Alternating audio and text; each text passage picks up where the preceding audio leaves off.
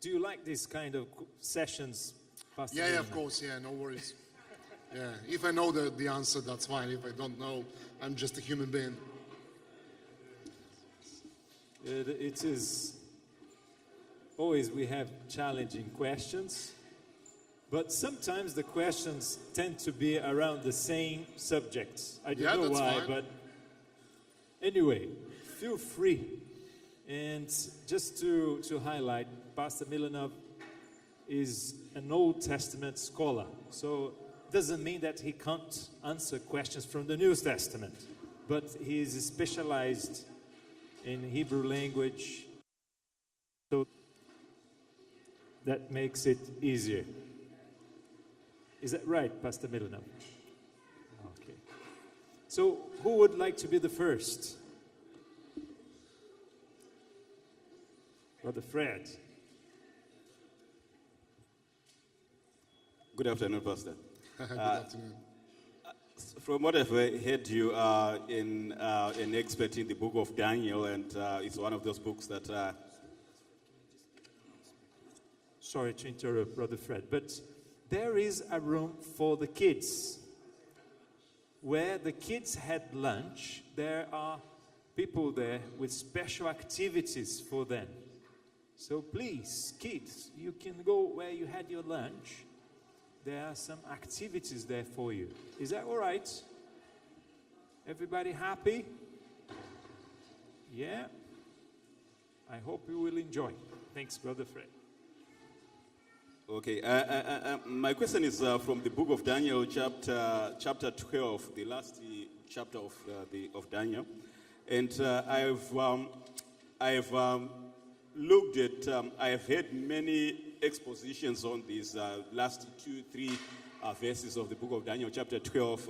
It says, and from the time that the daily sacrifice shall be taken away from the abomination that make the desolation set up, there shall be 1,290 days. And blessed is he that waiteth and cometh to the 1,305 and 30 days. But go thy way till the end be, for thou shalt rest and stand in thy lot at the end of the days. It's the starting point of these two time periods. Yes, from the previous chapters, 7 and 8, we can find out that after 1844, in accordance to our traditional interpretation of the Bible, there is no prophetic time. So the last prophetic time that could be calculated is 1844. So that's how the Adventist theologians so far interpreted these numbers. So they take off these numbers of 1844 and they go retrospectively to the end of these numbers. So the first number you mentioned is 1290. 1290, if you take it from 1844, you will come to years where that's at the beginning of the 6th century, where the Roman Empire suffered a bit with their struggle with the European barbaric tribes. But at the same time, in that vacuum, in Western Europe at that time, another power, political power, came into prominence. That political power was not that strong as it would be later in history, but it arose at that time. So basically all these years are related to the rise of power of the little horn. So one is when finally the Western Rome was overrun by German tribes or by Western European tribes. And the other one is a number in 536, 537, 538, all these years, when the Roman bishop got his political credentials. But we should not confuse that the Roman state disappeared. Basically, he received these political credentials from the Roman emperor. His name was Justin II. So the Roman Empire was still alive. Historically, it's wrong to say that Rome perished 476 AD, because only western part of the Roman Empire was under threat and in problem with the Western European tribes. But the eastern part was live and kicking. And actually in the 6th century, that eastern part of the Roman Empire came to the Apennine Peninsula and actually liberated from the Western barbaric tribes and brought back some kind of freedom to the church on these spaces. So basically these numbers are related to these events. So at that time, the medieval church became a very prominent political player in the history. And they started gaining political power, and with the political power, they started dictating their religious agenda as well. And as you know, as far as the church as an entity gained their power, the idea that God is Savior went down. So from these years onwards, the idea of the church becoming the main factor in people's salvation starting going up. And the main idea that God is Savior went down. So from these years onwards, the church will present themselves as somebody without whom you can't get salvation. So you need church. You need the service of the church in order to get salvation. And that will culminate in some other times. That's why it's not this, that the text sometimes is mentioning this tamim, the daily offering. Basically, tamid is not daily offering. Tamid is a word that refers to the whole, entire service that happened in the Old Testament temple. So that's not daily burnt offering. Daily burnt offering was just part of that service. But when we say tamid in the book of Daniel, it's the whole service happening on a daily basis. So basically, this little horn in chapter 8, he will try to take off this tamid in Hebrew, tamid, from the heavenly high priest and take it for themselves. That's the period of history. It's not just one day, but it's a cumulative period when bit by bit the church as a human entity, they would like to take the prerogatives of God as a savior. And later in the centuries, you've got more when the church is savior than God is the savior. So that's how currently we relate these two numbers you can find in Daniel 12. So 12, 90 days, and 13, 35 days. So they're related to these events in the 6th century onwards. So that was only the beginning. And even the prophecy is saying that it is the beginning. And through the years, it goes further, further, and further, until it becomes either church or God.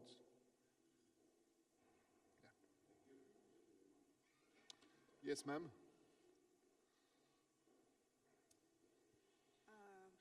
One of the Bible verses that confused me as a new convert was in the book of Exodus, and that was about the story of the Pharaoh and not allowing the people of Israel to go. So in one verse, there is a verse that says God hardened Pharaoh's heart, and there is another that says he hardened his own heart. So I would like you to shed more light on that, please. Okay. So, yeah, the question that usually confuses people is who is accountable? Who is responsible for refusing the Israelites to go out? The Pharaoh or God? Because if the Pharaoh is neutral and suddenly a miracle is happening into his heart, and his heart suddenly became hardened, and he changed as a person, he changed his personality, and he said, okay, I'm not going to leave the Israelites to go. So in that way of thinking, then it's God who is responsible. So the Pharaoh was punished unjustly. But the situation is different. Even before Moses went to the Pharaoh, God said to Moses, you'll go to the Pharaoh, but he's not going to release. Okay? So God knew up front what is the state of the heart of the Pharaoh. Now, you have to understand the way how the Old Testament authors taught. In 21st century, we usually use the verb, we usually use the phrase, God allows something to happen. Okay? But the Old Testament authors didn't use that. They said, God did that. Let me give you an example. You read the book of Job, chapter 1, and you find there that Hashatan, the Satan, comes before the Lord, and he says to God, this Job serves you because you put a fence around him, you protect him. And God says, no problem. Do everything around Job, whatever you like, but in Job himself, you're not going to touch. And Satan did that. Later, the Satan came again and said to God, Job serves you because you protect his health, his life. Touch into his health, and you'll see that he will swear to your face.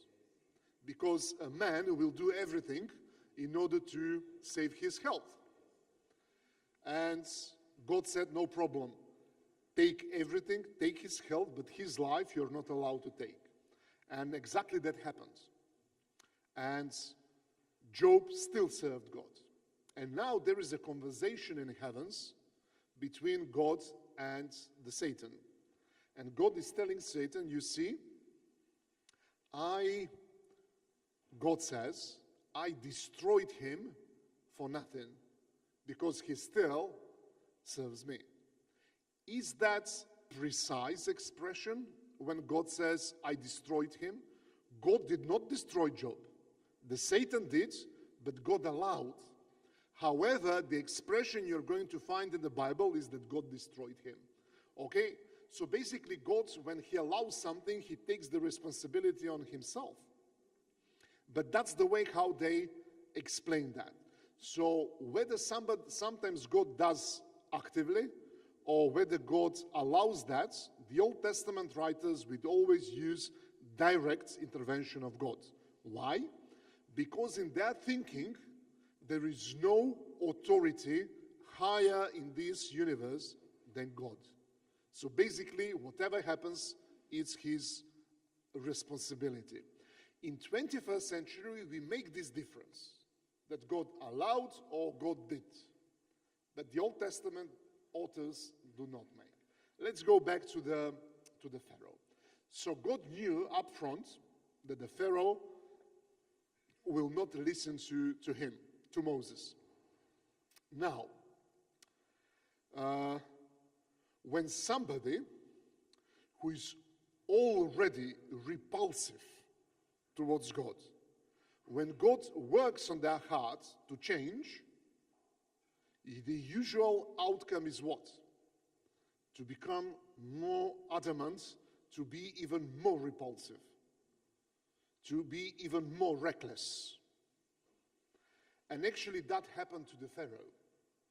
God worked or started working on his heart, but the Pharaoh actually became even worse.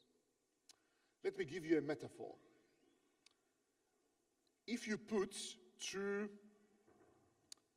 things, and if you put them for the influence of the sun, and one thing is made of clay, and the another thing is made of is made of material that melts on sun when it is hot. And you put, the sun is the same, but the two materials are different. One will melt down, but the clay will become even harder. So the point with the Pharaoh is that he was already with hardened heart. But with the influence of God, he actually decided to remain in this situation. And usually when somebody, despite God's influence, remains in the same situation of not willing to change, usually those people become worse. And that's actually what happened to the Pharaoh. So we need to know that the Pharaoh already decided not to let people of God outside of Egypt. And when God started working on him, he became worse. That's a paradox. Usually we think that if God works on somebody's heart, those people will change. But people, if they decide not to change, they'll become worse. And that's the case with the Pharaoh. Pastor, we have got so many Bibles on the market today. Okay. From the King James Version down, and now there is an increased use of Hebrew and Greek in our studies. I want to believe all of us, we are Bible scholars. How far is the church going to be influenced by the Greek and Hebrew words into the English language? Okay, the original language of the Bible are Hebrew, Aramaic, and Greek. Hebrew, majority of the Old Testament is written in Hebrew. Small parts, like almost half of the book of Daniel, is written in Aramaic, which is a language that belongs to the same group as Hebrew languages.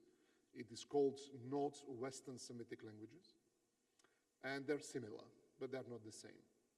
And completely different language is the language of the New Testament, which is so-called Koine or Kine Greek.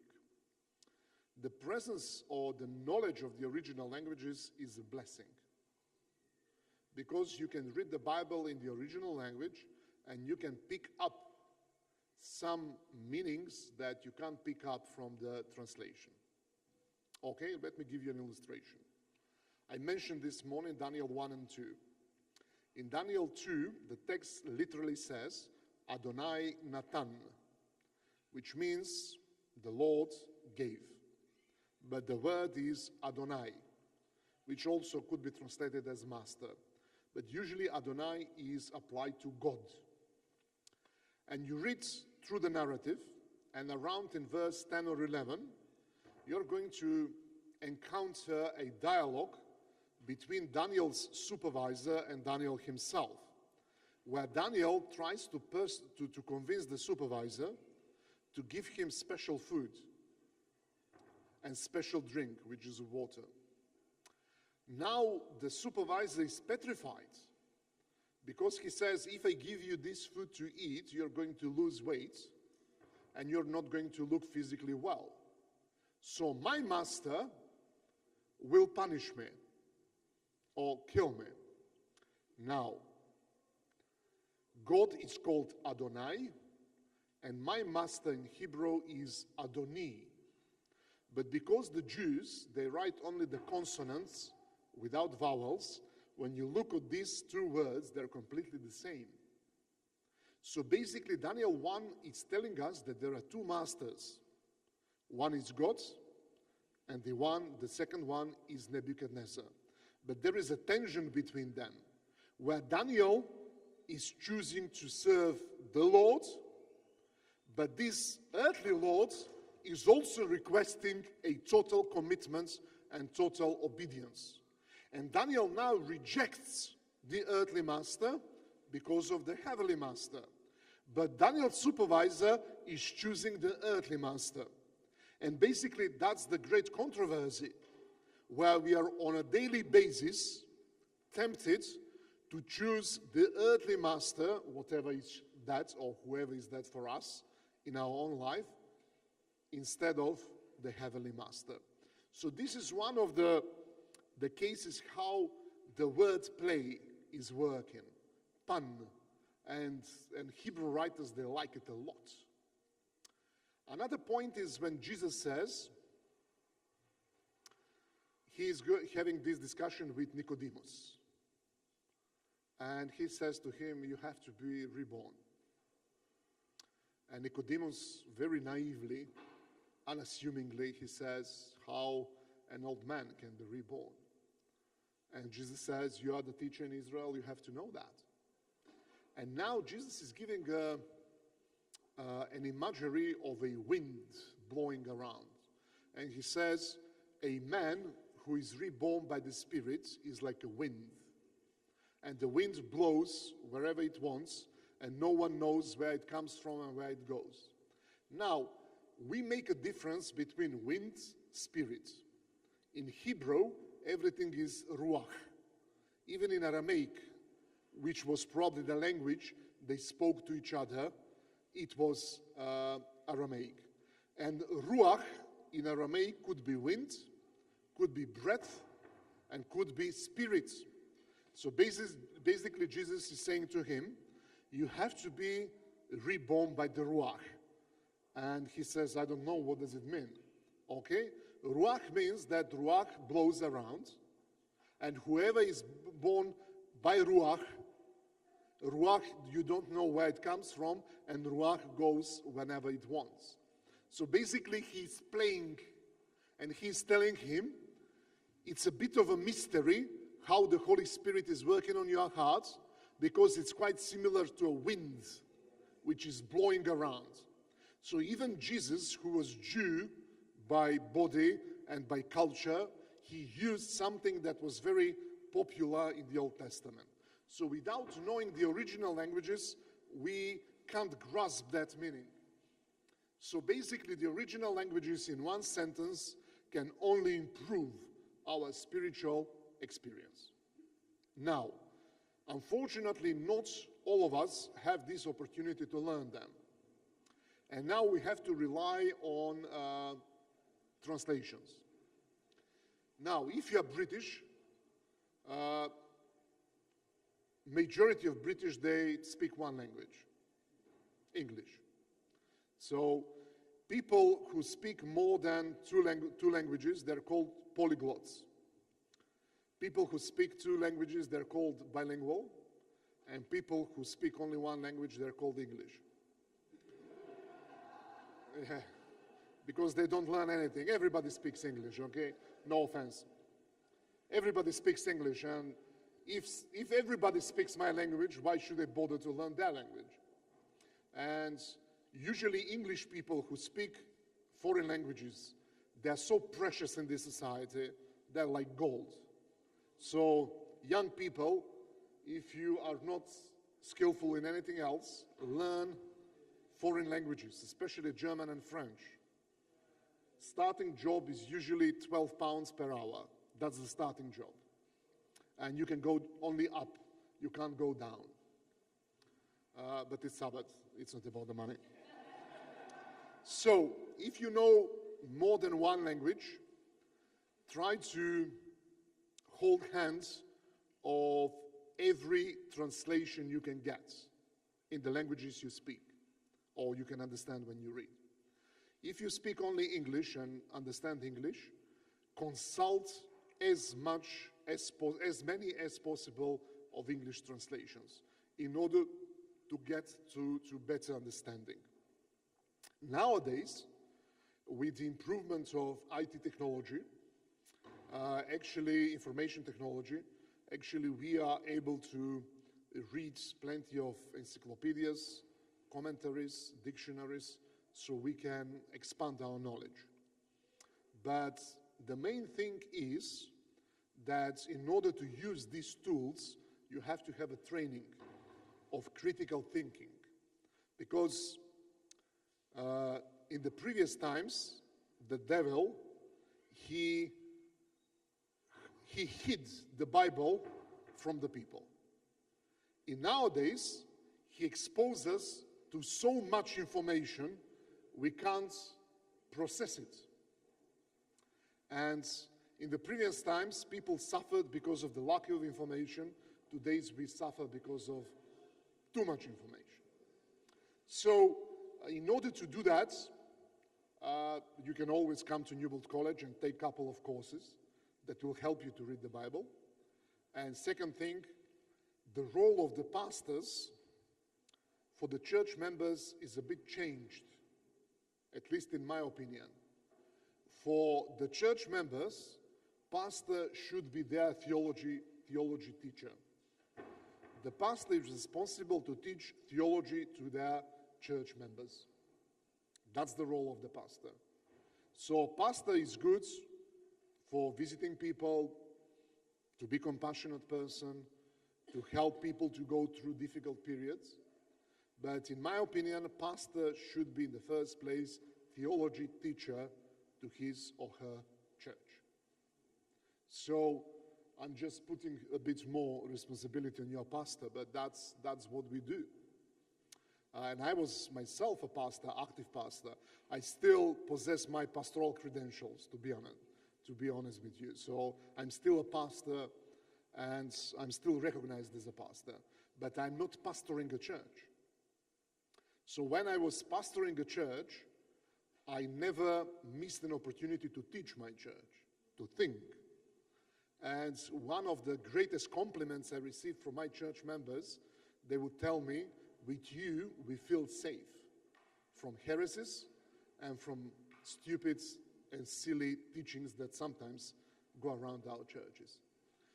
And also, when you teach your church how to think and how to read the Bible, actually you are investing in your future, because everybody in that church can give Bible study and can preach the gospel. So basically, you're building yourself a network of assistants. So that's always good. So yes, you need tools. You need as many Bibles as you can get, translations. And I wouldn't just rely on KJV.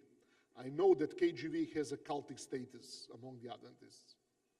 But KJV is old, almost 4 centuries, more than 4 centuries.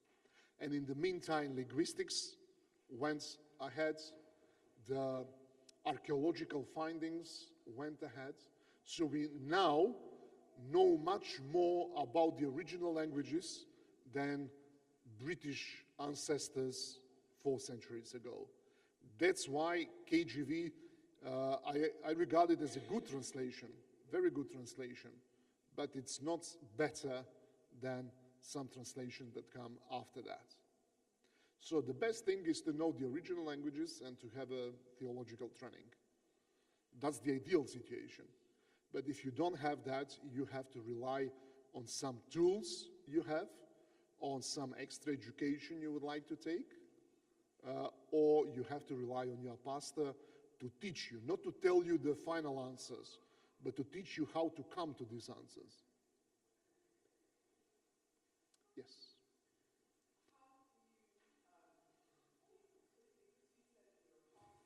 Yes. Come into the churches with different thought processes, which are, some of them are in opposition to what we know as Adventists.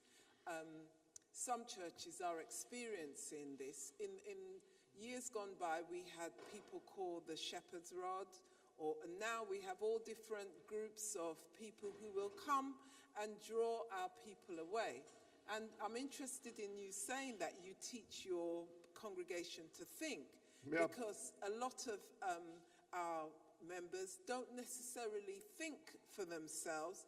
They just go along with the most popular or what is the happening. most exciting. That's right. So how do you deal with then, a group of people who seem on the face of it to be, one of our people, but their agenda is to take as many out of the church for their own little group and their own... And take their tithes as well. That's right. So I think that there is, that's an illness that's in the church right now, that we are not necessarily understanding how to deal with it. Okay. And when our members, we see our other members, those of us who see our other members being drawn away in this way, we're also not sure how to deal with it. We know what we should know, and one of the issues is that we don't study enough. That is one of the issues.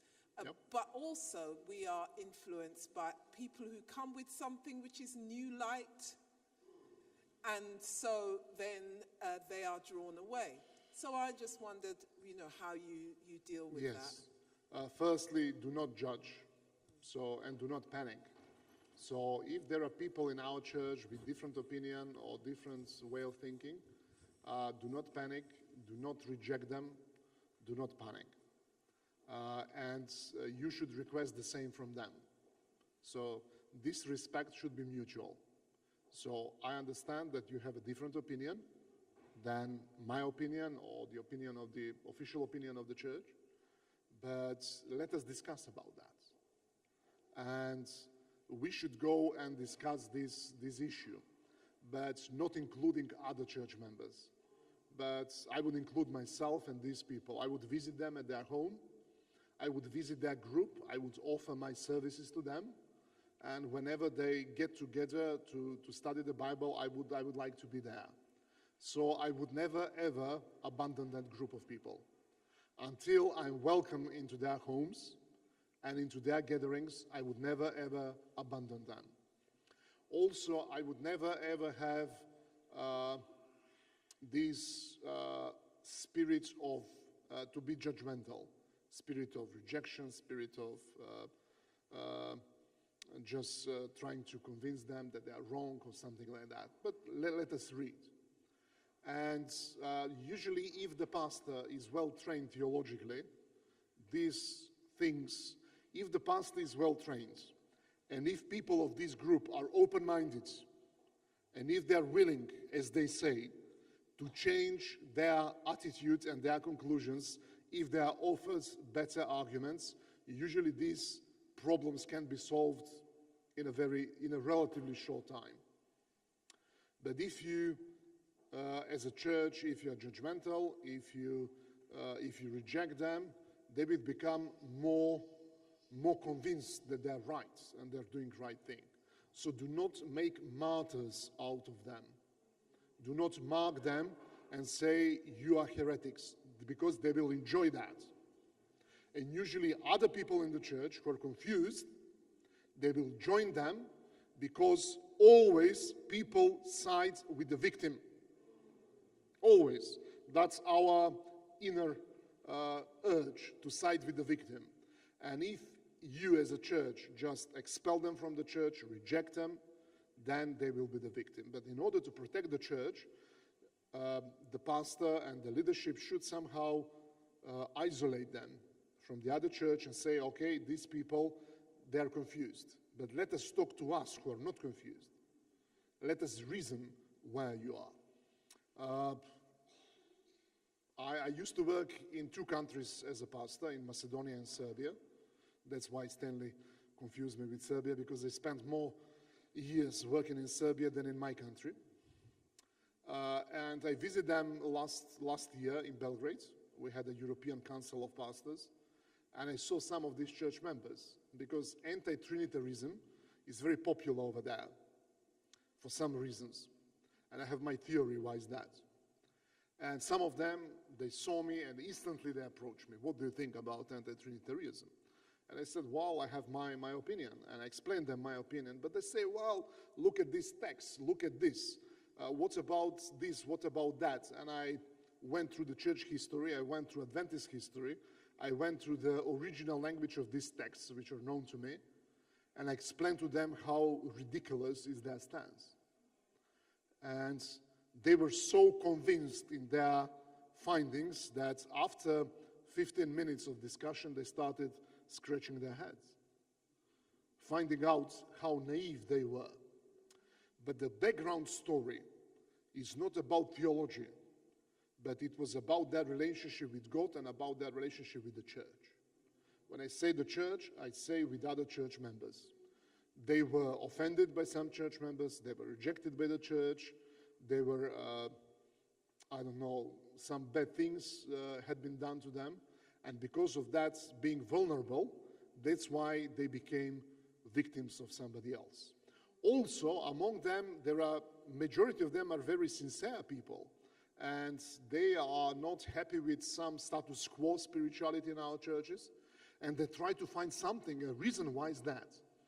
And in that quest to find the reason, they usually fall victims of these kind of movements. So, if I have these kind of church members, I would try to pay them my attention, but properly. I would treat them with respect, and I would discuss the issues until we find a solution. In majority of cases, I was successful, and I think I was unsuccessful only with people who didn't want to collaborate.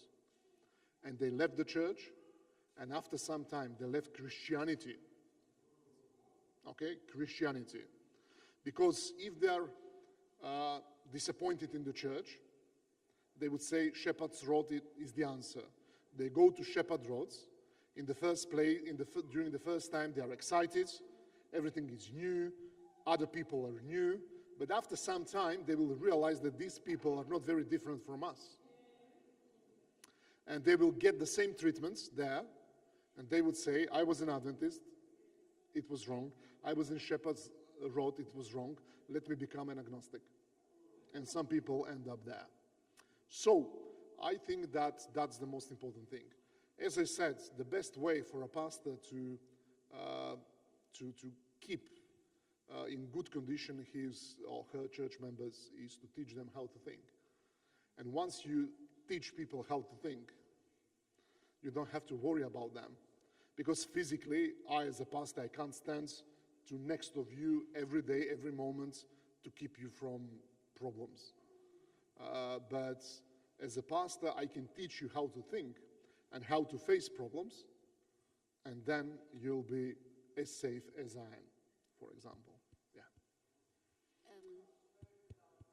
Thank you. Yes, Pastor, sir. my question is from the New Testament. Yes. It's taken from the book of 1 Timothy chapter 2, verses 15. Sorry, which book? 1 Timothy. 1 Timothy, okay.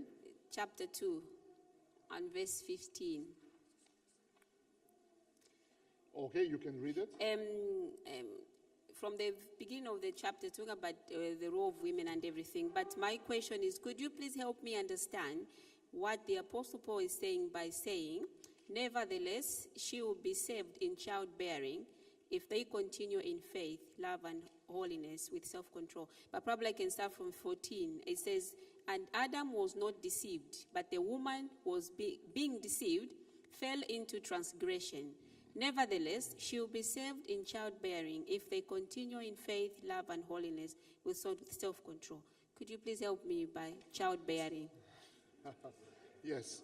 Paul is answering this question as a rabbi. So he is faced with a practical problem, or Timothy was faced with a practical problem, and now Paul is trying to help him.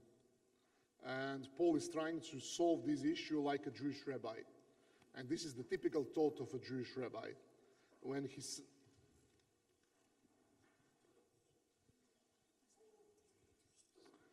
he takes these verses literally. First of all, not every man and woman can have children. Does it mean that this couple is cursed? Does it mean that they do not fulfill the will of God? Far away from that. So there are sometimes biological reasons why a couple can have children. So to say a woman can be saved by childbearing, it's as a general statement, it's too much. So in the testimony of the whole Bible. Another thing, it is true that Eve took first from the tree and then gave it to her husband. But when you read in Genesis 3, he is silent. Why he didn't say something? Why he didn't refuse? He took it. Now after that we say, well, he loved her. Yeah, that's fine. But why did he take it? So the responsibility of sinning is equal to both of them. And when you read Genesis 3, you can see that God does not make difference between the man and the woman. He does not curse them. So it's very wrong to say that God cursed men and the women in Genesis 3. He cursed the serpent, but not the man and woman. Okay? So they're punished if they're punished equally. Okay? Now, let's go back to Paul. So Paul basically is using the text literally without paying attention to the whole Bible, which means that what Paul is saying here is not to be understood as a general principle, but it should be applied to specific person he's talking about.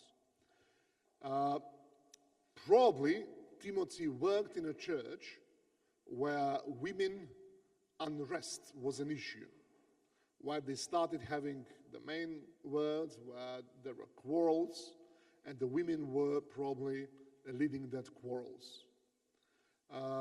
Because of that, he's taking these texts in a very narrow way.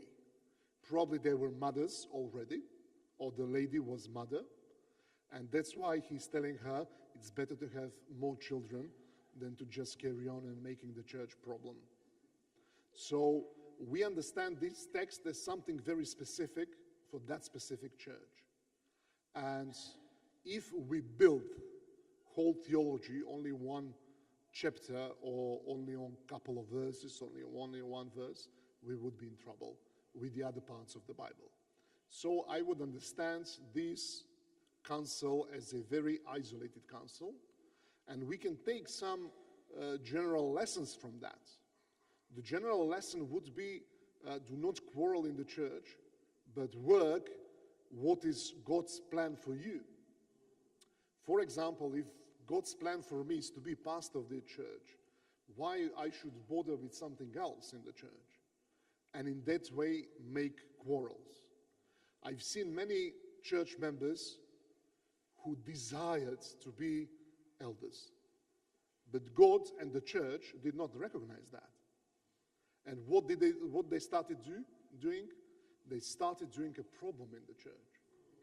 And to these people, I would tell, it's not yours to be an elder. Probably you should be a deacon. You should be something else in the church. And now if you take this statement literally, that doesn't mean that everybody should be deacon? No, because you're treating a specific person. So I think that Paul's counsels and advices about women should be taken with a pinch of salt in terms of generality. We should not generalize that. Because Paul on other places is saying that women are allowed to speak in the church. Why you can find that? In 1 Corinthians, he says if a woman prophesies, she should cover her head. Tell me, how a woman can prophesy without speaking in the church? That's impossible. We as a church, we don't have a prophet, male. We had and still have, through her books, a prophetess. And she spoke in the church extensively. So why any other woman who has talents from God to teach, to preach, shouldn't speak in the church? Why should we keep to a very specific situation, as it is 1 Timothy 2? We should actually keep to the whole of the Bible and make a picture. So this is connected with your question. And this is connected with your question as well. When you treat a problem, try to see the problem from the perspective of the whole Bible. If you just take one paragraph and keep to that, very often you're going to go into unbalanced view of the things. Every heresy is actually unbalanced view of any good issue. Any good issue. The order in the church is good issue. But if we treat that we should prohibit every single female person from speaking or talking in the church, I think we are not doing the will of God. We could say that every heresy is a piece of truth that became mad. Yes, basically every false teaching is overemphasizing certain aspects on the account of some other aspects. So we need to take all the aspects together. If there is an unruly man in this church, and if I were a pastor here, I would deal with that unruly man. And probably I would quote something from the Bible against this man. It is better a person who can control himself than a person who conquers a city. Proverbs 16. But I can't quote that to you, not because you're not a man, but because you can control yourself. And you already fulfill that. So we can't apply different biblical texts we can't apply the same biblical text to different situations. So we need to know what is the situation, what is the issue, and now we can apply that. So there is no universal solution for every problem. We need to approach the problem as it is. We analyze it, we try to find what is the issue, and we apply a solution. Yeah, you're allowed to preach, just to tell you. Sorry, brothers and sisters. And to teach, if you have the gift. Sorry to interrupt, but we are in time. We should have been finished by now. But how many questions do we have? Let me have a look. It's just Brother George. Yeah, and the lady before him, in front of him. 3 questions. Yeah, we can and do then that. we close. Is that right? Yeah, we Sorry can do for that. the others. And if we can be as succinct as possible. Okay, ladies first. Thank you. I just wanted to ask, I get confused because there are some things in the Old Testament that I think make a lot of sense. The prohibitions that Moses gave, and I assume they were from God, to the children of Israel, prohibitions, and now we take some of them and we don't take the others. How do we choose what to take as a church and what to leave? Okay, we should go prohibition by prohibition and commandment by commandment, okay? I don't know, probably you refer to Leviticus 12? Yeah, Leviticus 12. If a woman give a birth to a boy, 33 days unclean. If give a birth to a girl, 66 days. Yes. Yes, okay. The Bible itself, it doesn't give any explanation of these prohibitions. We don't know why are there. We don't know. But because they were given in a very specific society during a very specific time, you have to remember that they were still below the mountain Sinai. They are there. And they need to travel a long way through the desert. So, in my opinion, this is more about hygienic reasons. I'm not saying that this is definite answer, but the best answer I have so far is from hygienic reasons. So it's very hot, blood and other bodily fluids, they can get immediately a source of any disease, any issue, any problem. But for people living in different areas, in different times, with different means of hygiene, we can manage this completely differently. So some of the prohibitions regarding this one, if they're motivated by hygiene reasons, we can contain them much better than anything else. For example, there is a prohibition that you can't wear a clothes that are made of 2 materials. What's that? You can't wear clothes made of 2 materials. So my jacket is made of 2 materials, okay? There is a material that is outside and there is material inside. It means that I'm in a breach of the commandments, okay? The point is that usually at that time people were having a very simple clothing, usually made of 1 material. But people who had clothing of 2 or more materials were priests. And priests, they had a different social status as well in the society. So the high probability is that wearing a clothing made of 2 materials would be confused with some of the priests. That's the highest probability. So in nowadays, that commandment is ridiculous, is bizarre, and there's no sense. Probably, in order not to confuse, for example, in Serbia, every Sunday, one Sunday per month, they would call me to preach in a Protestant church, and I would go there and preach every Sunday. But I would go without collar. I don't wear a collar anyway. But their pastors, they wear a collar. And if I put collar on me, they would confuse them with me.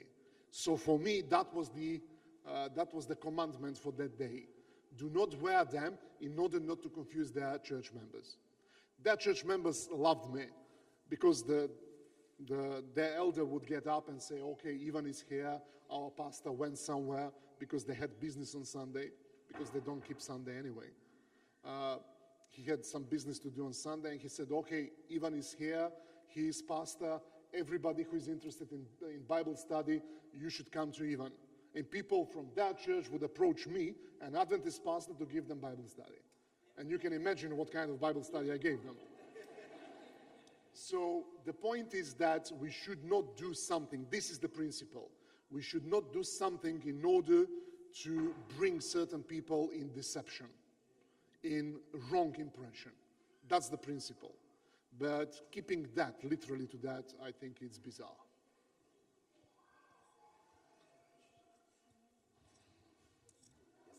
I think, Pastor, you almost edged on the question I had, and I was about to keep my peace, but you went back to the answer you were giving. The question is, in 1 Corinthians chapter 11, Paul is asking the Corinthians to hold fast to the traditions that he has taught them, and it's regarding the covering of the head, be it the man and be it the woman. And it's just to bring a bit of clarification. Sometimes we get a little bit confused as to what the covering actually is in both instances. There are several explanations why women should have a covering, and why should they keep, if they don't covering, why should they keep their hair long? Okay. One of the explanations is that women should have covering on their head if they had a short hair, not to be confused with some ritual prostitutes from pagan religions. That's one thing. But in points, that was a cultural request from that time. Yes, tradition. So nowadays, women in their offices, their workplaces, they wear trousers. 50 years ago, that would probably be no. But today is standard. So this is more related to their culture, and also again with the idea of confusion, not to give wrong identity to people around you. Because people judge us by our appearance in the first place. And with all this, they would bring the church in disrepute. So if we live in a society where it is not very well taken that women should wear trousers, I would recommend that the woman should wear something else. So when the man should not wear short trousers when they come to church. In this Protestant church where I would go, I would come to preach. First time I came to preach in full gear. So suit, white shirt, tie, everything on me. I came there, half of the church was in short trousers with flip-flops. The immediate thing I did, I took off my tie. That was the immediate thing, because I was a foreigner immediately. And some of these people, because it was English-speaking church, some of these people worked in Canadian embassy, Austrian embassy, American embassy, the director of British Council in Belgrade, Tony O'Brien, very good man. He was there with his wife, Yolanda. John was there with his wife, doctor. She was a medical doctor. And some of them were in suits. but half of the church was in short trousers and flip-flops, and I didn't fit. So basically the culture of that church was, you can come as you want, okay? In our church we have dress code. So if the church has a dress code, even come as you want is a dress code. If that's the dress code, you respect that dress code in being decent. So you can have a short trousers and still be decent. You can have short trousers and being indecent, definitely. So you have to respect the norm of the culture, yes.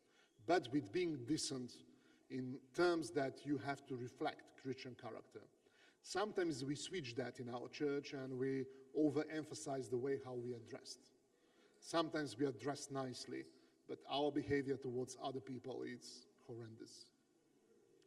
So I think that it was more cultural, and we shouldn't take it for granted. In Anglican tradition, sometimes women, when they go, they put hats on their heads, even in the church, and don't take it. In my country, Orthodox tradition, when they go to church, women, they put something on their heads, okay? But that's only formal, because when they go outside of the church, they are worse than the devil. I had a church member. She would come with calf, everything tip-top.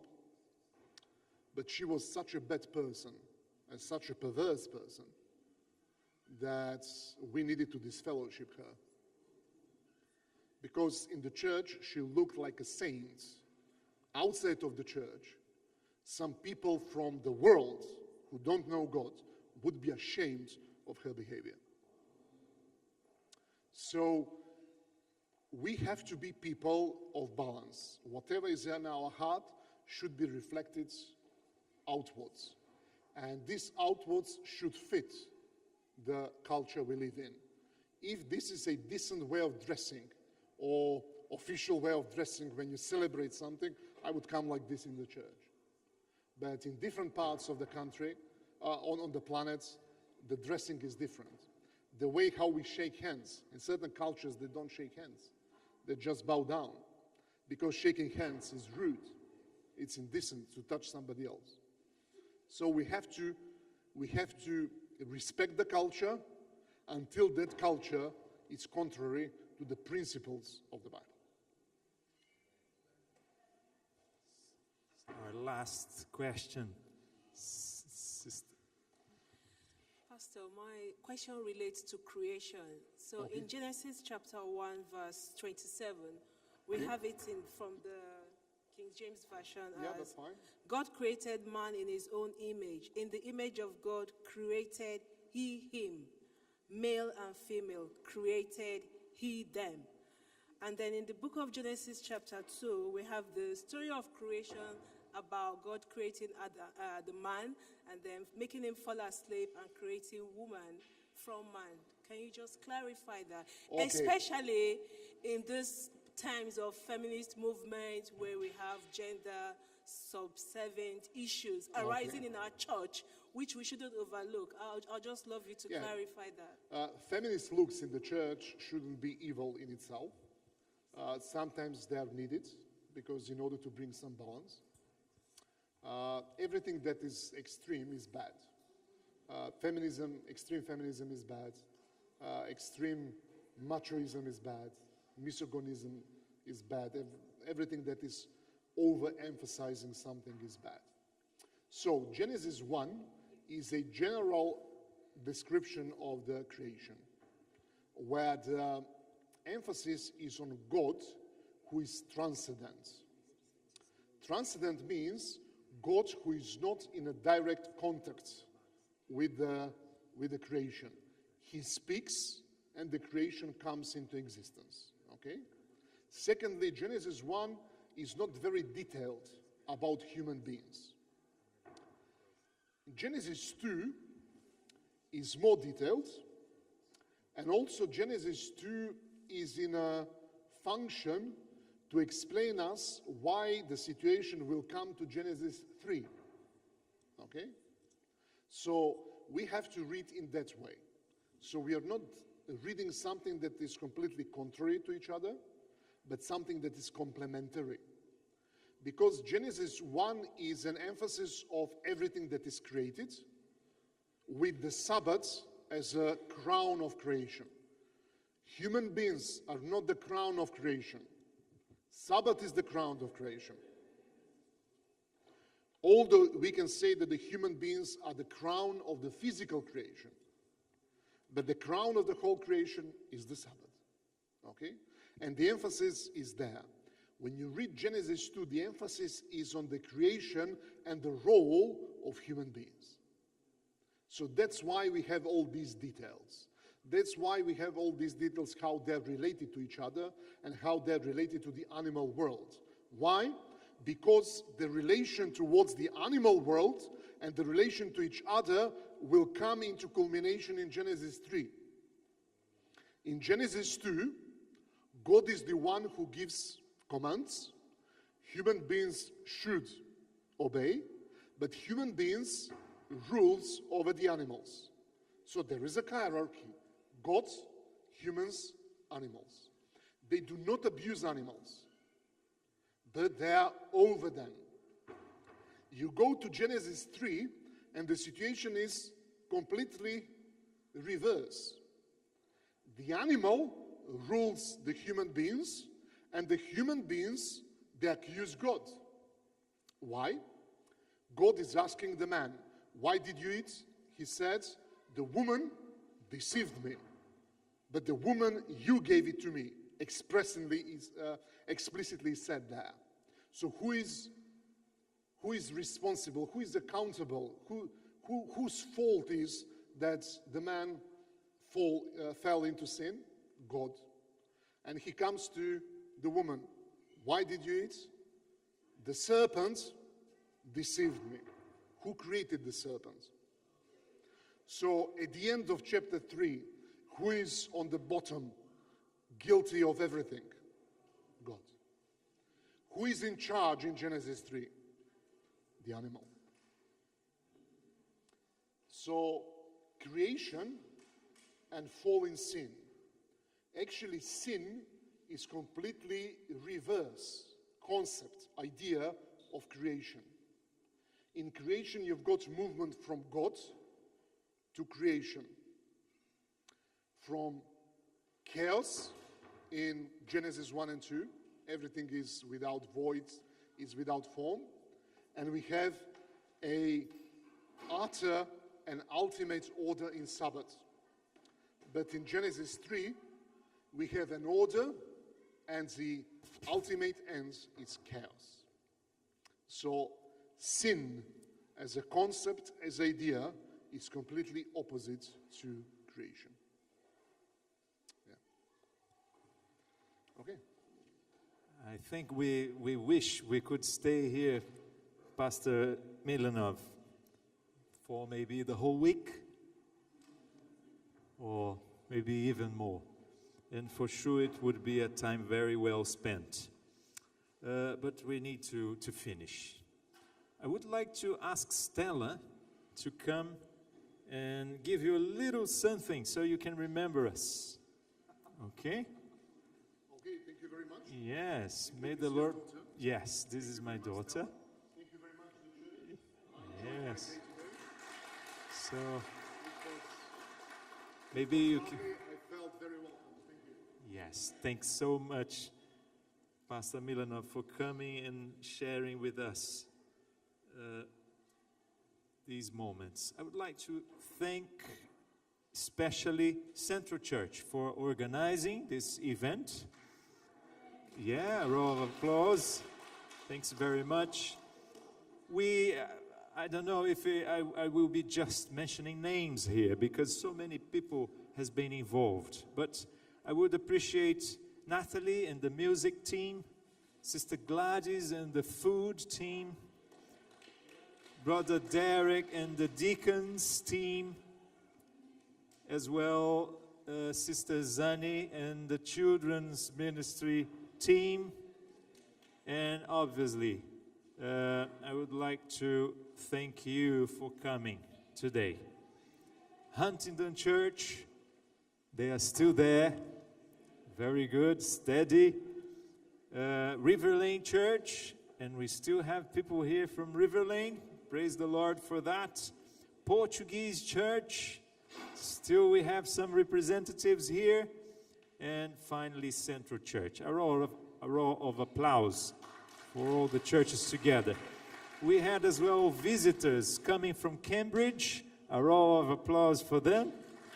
And I don't know if we had people representing other churches here today. Is anybody left from other churches, other parts? Okay. Thank you very much for coming. And I would like to ask Blessed Hope to come so we can finish upbeat the day.